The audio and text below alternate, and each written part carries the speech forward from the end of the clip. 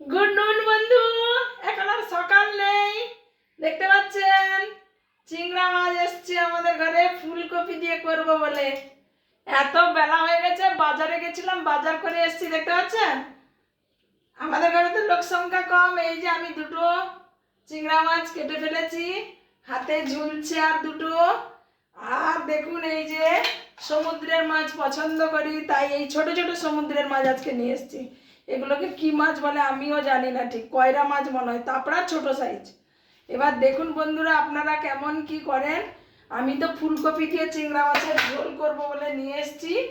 আপনারা কি করে খান? নারকেল চিংড়ি করব না, নারকেল চিংড়াও হয়, কিন্তু এটা আজকে আমি ফুলকপি দিয়ে করব। এখন ফুলকপি নতুন, এই যে দেখেছেন বন্ধু, এই ফুলকপি ছোট, টাকাই বেশি, বুঝতে পারছেন।